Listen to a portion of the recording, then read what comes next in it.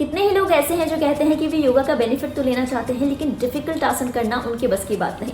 अगर आप भी उनमें से एक हैं तो घबराने की जरूरत नहीं। डिफिकल्ट नहीं, आसान योगासन कीजिए मेरे साथ।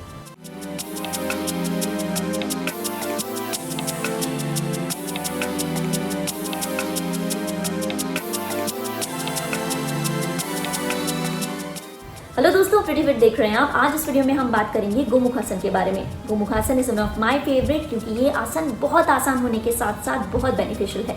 ये एक साथ कई बॉडी पार्ट्स पर काम करता है और आपको ढेर सारे फायदे देता है। तो चलिए सीखते हैं कि इसे करना कैसे है। गोमुखासन करने के लिए सबसे पहले अपने पैरों को सीधा करके दंडासन में बैठें। अब अपने बाएं पैर को घुटने से मोड़कर दाएं पैर के नीचे से निकालें। बाएं एड़ी को पीछे की तरफ हिप्स के पास सटाकर रखें। अब दाएं पैर को बाएं पैर के ऊपर रखकर दूसरी ओर हिप्स के पास रखें। इस तरह एक दूसरे के ऊपर पैरों को प्लेस करेंगे। अगर आपका वजन कम है तो आप लेफ्ट पैर की हील यानी एड़ी पर अपना राइट हिप टिका सकते हैं।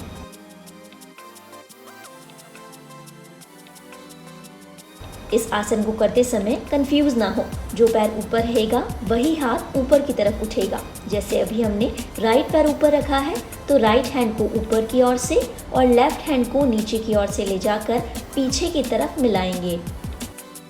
हाथों की उंगलियों से हुक की शेप बनाकर एक दूसरे में इस तरीके से फंसाएंगे। इस आसन को करते समय ब्रीदिंग नॉर्मल रहेगी। अब अपनी कैपेसिटी के अनुसार इस पोजीशन में रुकें।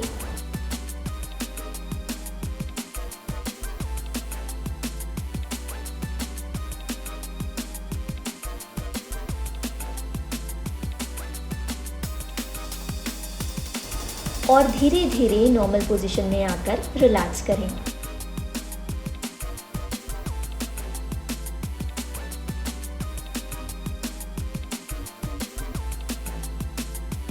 अब इसे दूसरे पैर से ट्राई करेंगे।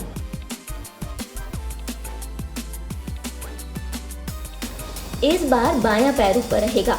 इसी तरह बाएं हाथ को ऊपर की ओर और दाएं हाथ को नीचे की ओर से ले जाकर पीछे की तरफ मिलाएंगे।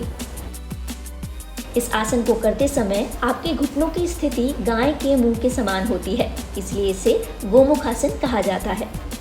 अगर पीछे की तरफ आपको हाथ मिलाने में परेशानी हो रही है तो चिंता की कोई बात नहीं, आप हैंकी का यूज़ कर सकते हैं। इसे इस तरह से दोनों हाथों से होल्ड करें।